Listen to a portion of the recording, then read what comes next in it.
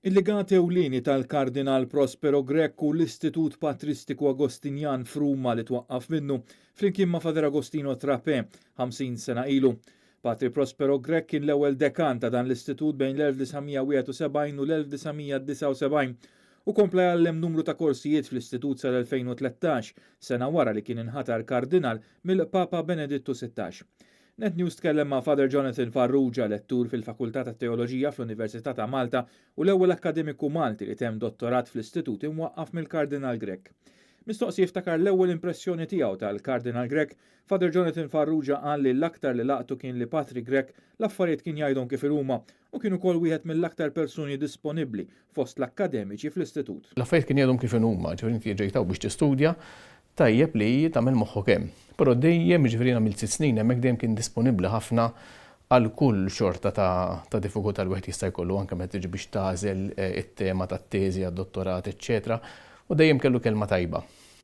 Father Farrugia jiftakar ukoll kif fl-okkażjoni tal-anniversarju tal-poeta nazzjonali Dunkarm u kien intervista lil Patri Prospero fuq xi kotba li kien kiteb meta Dunkarm kien għadu ħaj. Qal li dakinhar kien laqtu wkoll lajna d-dettall li kellu Patri Prospero li fost it-talenti vasti tiegħu kien ukoll fotografu. Niftakar l-intervista l-idea tiegħu kienet li nagħmluha fuq il-bejt tal-istitut biex ikun hemm il-Bażilika ta' San Pietru l-kopla fuq wara 20 persuna li anke daw id-dettalji anke artistiċi u hekk kien jagħti każhom bħalma nafu kien fotografu tajjeb ħafna proprju ftit ġimgħat ilu kien awwirja ta' fotografija tiegħu li kienet sarret anke fil-Palazz ta' San Anton, kien persuna li daw id-dettalji kien iħobb jagħti każhom. L-elevazzjoni ta' Patri Prospero għal kardinal ġrat fi żmien meta Father Farrugia kien għaddej bl-istudji tiegħu f'Ruma. Mistoqsi x'bidla kien hemm meta sar kardinal, Father Jonathan Farrugia qal li l-kardinal xorta baqa' l-istess persuna disponibbli b'karattru xajtir.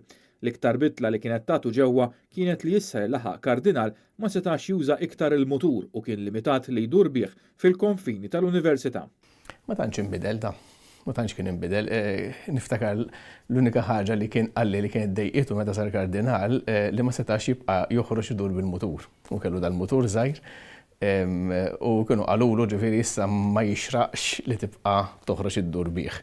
U fil-fatt kultant kien joqgħod idur fil-grounds tal-Università bih, basta ma joħroġx il-barra fit-toroq. Legat ieħor tal-Kardinal Prospero hi l-pubblikazzjonijiet u x-xogħol akademiku tiegħu.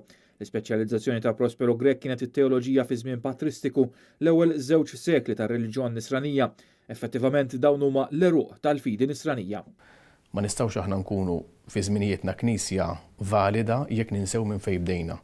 U naħseb dik tista' tkun anke risposta tajba ħafna għal ċerti problemi li qed niffaċċjaw illum bħala Knisja. Jekk aħna naraw l-insara tal-bidu kif kienu jittrattaw daw il-problemi, kif kienu jersqu lihom u kif kienu jsolvuhom, nemmen li anke llum hija ħaġa tista' tkun validissima. Father Farrugia qal li l-isfidi li kienu jiffaċċjaw l-ewwel insara jistgħu jgħinu biex il-Knisja moderna tiffaċċja l-isfidi tas-seklu 21.